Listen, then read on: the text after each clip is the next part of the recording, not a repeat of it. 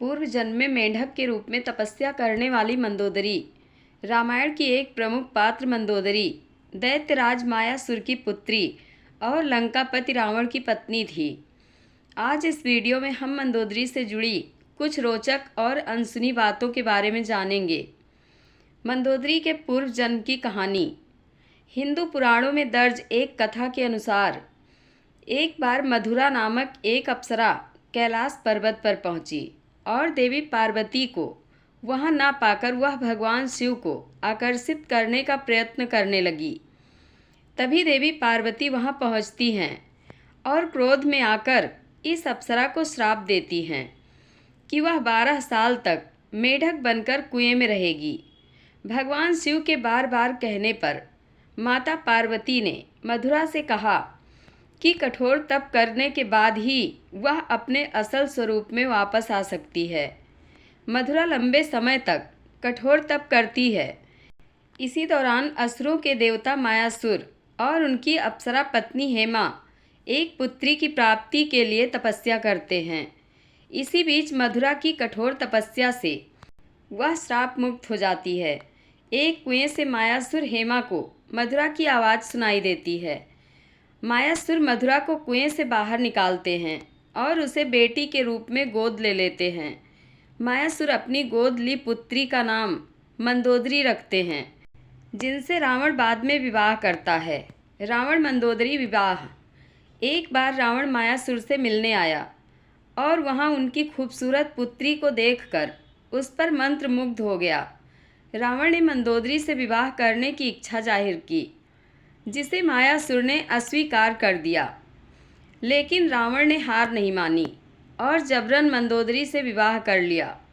मंदोदरी जानती थी कि रावण अत्यंत शक्तिशाली है, इसलिए अपने पिता की सुरक्षा के लिए वह रावण के साथ विवाह करने के लिए तैयार हो गई। रावण और मंदोदरी के 3 पुत्र हुए, अक्षय कुमार, मेघनाद और अतिकाय। रावण बहुत अहंकारी था। मंदोदरी जानती थी कि जिस मार्ग पर वह चल रहा है उस मार्ग पर सिवाय विनाश के कुछ हासिल नहीं होगा। उसने बहुत कोशिश की ताकि रावण सही मार्ग पर चल पड़े, लेकिन ऐसा कुछ नहीं हुआ।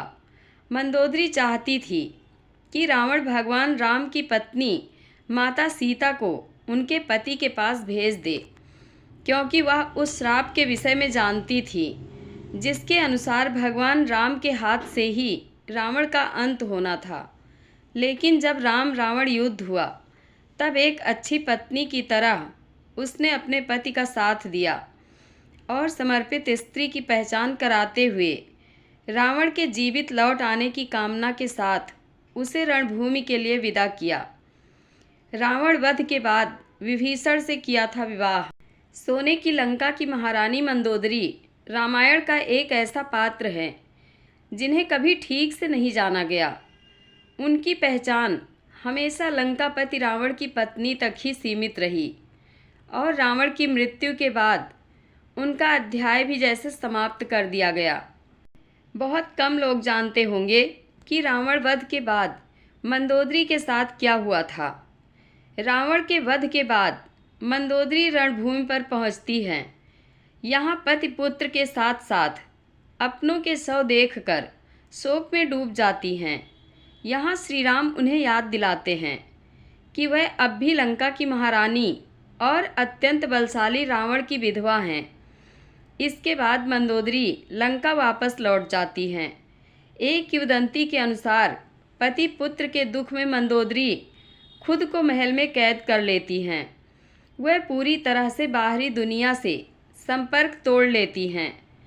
इस दौरान विभीषण लंका का राजपाट संभालते हैं। कई सालों बाद मंदोदरी फिर से अपने महल से बाहर निकलती हैं और विभीषण से विवाह करने के लिए तैयार हो जाती हैं। विवाह के बाद मंदोदरी ने विभीषण के साथ मिलकर लंका के साम्राज्य को सही दिशा में आगे बढ़ाया। नोट: मंदोदरी विभीषण विवाह किंवदंतियों पर आधारित है। कुछ ग्रंथों में यह भी वर्णित है कि रावण की मृत्यु के पश्चात मंदोदरी रावण के शव के साथ ही सती हो गई थी। मंदोदरी पंच कन्याओं में से एक थी। मंदोदरी और विभीषण के गुरु कौन थे? मुनींद्र ऋषि और मंदोदरी। मंदोदरी की एक सहेली कर्मवती थी, जिन्होंने मुनींद्र ऋषि से तत्व ज्ञान प्राप्त किया था। जब मंदोदरी ने कर्मवती के विचारों में आए आश्चर्यजनक परिवर्तन को देखा, तो उन्होंने कारण पूछा और उन्हें मुनींद्र ऋषि के बारे में पता चला। प्रभावित होकर मंदोदरी ने भी मुनींद्र ऋषि से नाम दीक्षा ली और उनकी शरण में आ गई। मुनींद्र ऋषि और विभीषण। मंदोदरी ने बाद में यह तत्व ज्ञान अपने देवर विभीषण को भी सुनाया। विभीषण इस ज्ञान से अत्यंत प्रभावित हुए और उन्होंने भी मुनींद्र ऋषि की शरण ग्रहण की। जय श्री राम। आप लोगों को यह कथा कैसी लगती है कमेंट बॉक्स में अपनी राय अवश्य दें। वीडियो को हाइप करें। धन्यवाद।